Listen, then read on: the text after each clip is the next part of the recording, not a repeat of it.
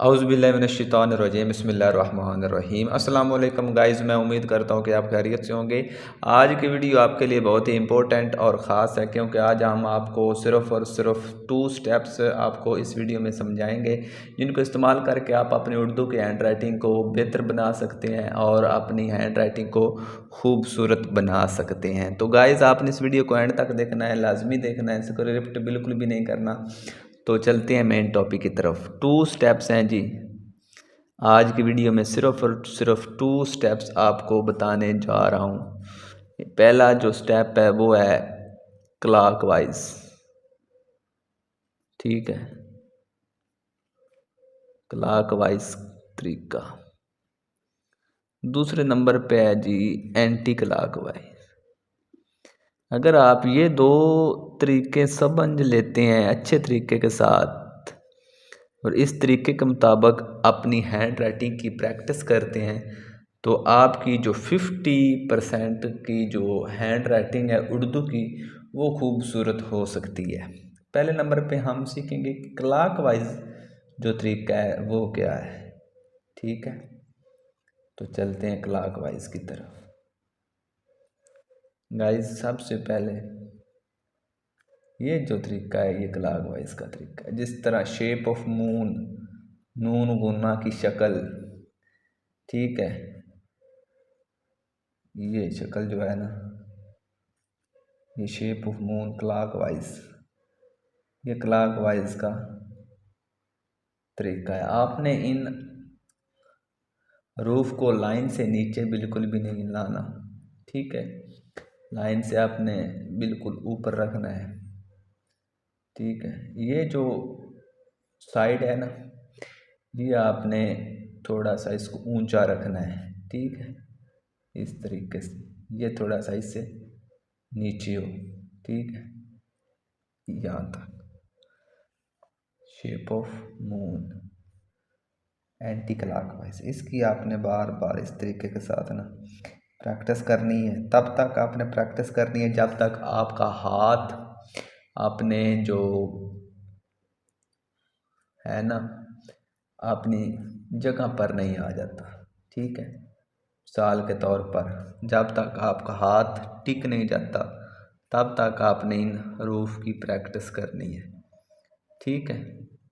ये हो गया क्लॉकवाइज तरीका। इसके बाद गाइस बारी आ जाती है एंटी क्लॉकवाइज कि एंटी क्लॉकवाइज तरीका कौन सा है।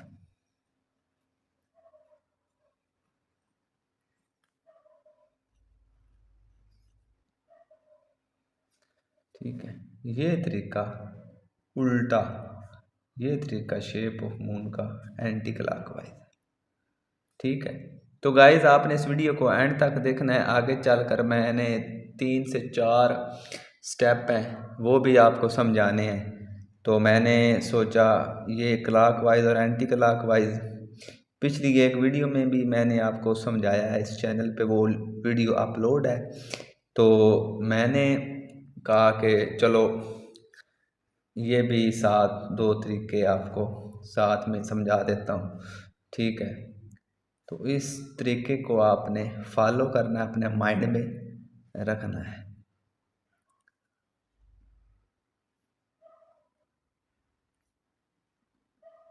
गाइस, कुछ पाने के लिए कुछ खोना पड़ता है। आपने मेहनत जारी रखनी है, ठीक है।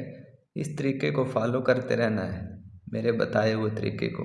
तो इंशाल्लाह आपकी हैंड राइटिंग इंशाल्लाह दिनों में ठीक होती जाएगी, जो बेसिकली उर्दू की हैंड राइटिंग है, ठीक है। इस तरीके के साथ आपने प्रैक्टिस करते जाना है।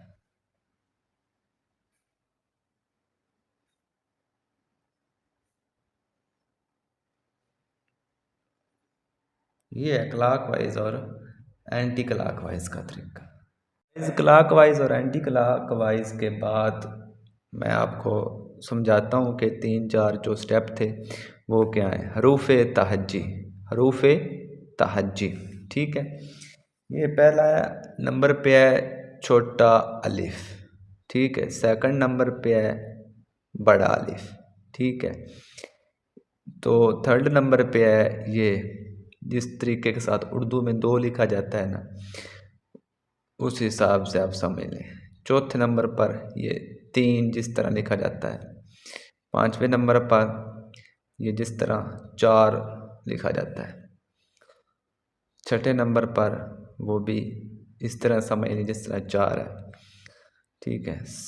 सातवें नंबर पर 7 की शक्ल है, 7 की, और ये है anti clockwise shape of moon, और ये क्लॉकवाइज शेप ऑफ मून।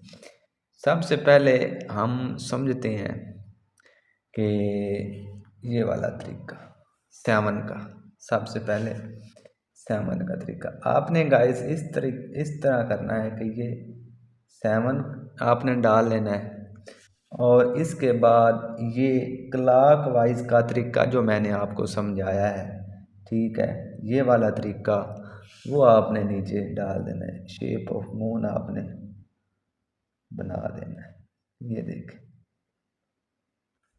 जी, कितना खूबसूरत और कितना प्यारा, कितनी प्यारी हैंड राइटिंग बनी है। इस तरीके के साथ ये आपने 7 डाल लिया, और नीचे आप ये शेप ऑफ मून क्लॉकवाइज आपने तरीका लिख देना है। फिर आप 7, ठीक है, 7 के बाद आप शेप ऑफ मून, ठीक है, क्लॉकवाइज। फिर से आपको समझाता हूँ, ये आपने 7 डाल लेना है, 7 के बाद नीचे आप शेप ऑफ मून क्लॉकवाइज तरीका, ये इसी तरीके के साथ आपने जीम, हे, खे, ये चारों आप इसी तरीके के साथ लिख सकते हैं। ये आपने सिंपल आपने 7 डाल लेना है, उसके बाद ये शेप ऑफ मून क्लॉकवाइज, फिर से ये 7 का तरीका, उसके बाद ये शेप ऑफ मून क्लॉकवाइज, ठीक है, ये तरीका हो गया। इसके बाद हम ये वाला तरीका समझेंगे, ठीक है। ये भी इस तरीके के साथ, इस तरह आपने ये डाल लेना है 4, उसके बाद ये क्लॉकवाइज शेप ऑफ मून, ठीक है, ये आइन बन जाएगा। फिर से ये 6 और ये क्लॉकवाइज शेप ऑफ मून, फिर से समझाता हूँ, ये आपने डाल लेना है, इसके बाद ये शेप ऑफ मून, फिर से ये सिर्फ और सिर्फ 2 स्टेप ही हैं। ये आपने सिंपल ये आपने डाल लेना है, और नीचे आपने क्लॉकवाइज तरीका लगा देना है, ठीक है। इसके बाद ये आइन, ये शेप ऑफ मून, ये आइन बन जाए। फिर ये ठीक है, फिर से ये, ठीक है, ये भी तरीका हो गया, ये भी हो गया, ये वाला भी हो गया। इसके बाद गाइस बारी आ जाती है इसकी, ठीक है। ये तरीका क्या होगा, आपने इस तरीके के साथ डाल लेना है, ठीक है। उसके बाद ये नीचे शेप ऑफ मून क्लॉकवाइज तरीका, सॉरी, पहले नंबर पे जो ये मैंने आपको समझाया है, ये आपको लिखना समझाया है, ये वाला समझाया है, और ये वाला समझाया है, ये समझाए हैं तरीके। ये जो नीचे मैंने ये जो तरीका है ना, ये एंटी क्लॉकवाइज का है, मैं आपको बताता रहा हूँ क्लॉकवाइज तरीका, ठीक है। ये गाइस एंटी क्लॉकवाइज तरीके हैं सारे, ये जो मैंने यहाँ से लेकर यहाँ तक समझाए हैं, ये एंटी क्लॉकवाइज तरीके हैं, ठीक है। ये मेरी थोड़ी सी मिस्टेक हो गई है कि मैं आपको बताता रहा हूँ कि क्लॉकवाइज तरीके हैं। क्लॉकवाइज तरीका ये वाला है, ठीक है। ये आपने 3 दंदाने, उसके बाद ये नून की शक्ल, नून की शेप, ये देख, ये देख, इस तरीके के साथ आप सीन शीन लिख सकते हैं। फिर से देखिए, ये आप सीन के 3 दंदाने और नीचे आप shape of moon clock wise तरीका आप लगाते जाएं इस तरीके के साथ। ये देखिए, ठीक हो गया, ये वाला तरीका भी हो गया। और फिर से बारी आ जाती है इसकी, ठीक है। ये वाला जो तरीका है ना, ये थोड़ा सा इनसे डिफरेंट है। इस तरीके का जो इस्तेमाल है वो कुछ इस तरह से है कि आप इस तरह इसको लगाएं, नीचे आप अलिफ लगा दें, ये क्या बन जाएगा, अलिफ अल मद्दा। फिर से ये देखें, अलिफ अल मद्दा, ये देखें, ठीक है।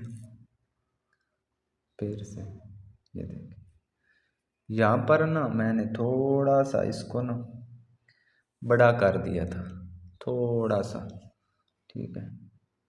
ये देख, अलिफ अल मद्दा, ये भी हो गया। इसके बाद गाइस बड़ा अलिफ की बारी आ जाती है, वो कुछ इस तरह से है। आपने अलिफ डाला, नीचे आप ये शेप ऑफ मून, ये लाम बन जाएगा। फिर से अलिफ, ये शेप ऑफ मून, लाम, ये अलिफ, ये शेप ऑफ मून, लाम, ये अलिफ, ये शेप ऑफ मून, लाम, ये अलिफ, बड़ा अलिफ आपने डालना है। उसके बाद आपने क्लॉक वाइज जो तरीका है उसको इस्तेमाल कर लेना है, तो ये लाम बन जाएगा। लाम लिखने का बहुत ही आसान और मुनफरद ये तरीका है, ठीक है। तो ये गाइस आज की वीडियो की हमारी प्रैक्टिस थी। आपने इन हरूफ को आपने चाहे तो अपनी कॉपी में लिख लें, साथ साथ चाहे तो अपने माइंड में बिठा लें कि इन हरूफ को अगर आपने समझ लिया तो आपकी जो हैंड राइटिंग है वो 50% आपकी बेहतर हो जाएगी। तो साथ साथ आपने क्लॉक वाइज और एंटी क्लॉक वाइज ये वाले दोनों तरीके भी आपने समझने हैं, तब जाके आपकी हैंड राइटिंग में सुधार पैदा होगा और खूबसूरत बनेगी। तो गाइस मैं उम्मीद करता हूँ कि आपने इस वीडियो में बहुत कुछ सीखा होगा और हासिल किया होगा। तो इस वीडियो को लाइक करें, इस चैनल को सब्सक्राइब करें। किसी चीज़ की, किसी बात की भी समझ ना आई हो तो मुझे कमेंट करके आप बता सकते हैं। नेक्स्ट वीडियो में मैं हाज़िर होता हूँ, तब तक के लिए मुझे इजाज़त दें। वस्सलाम।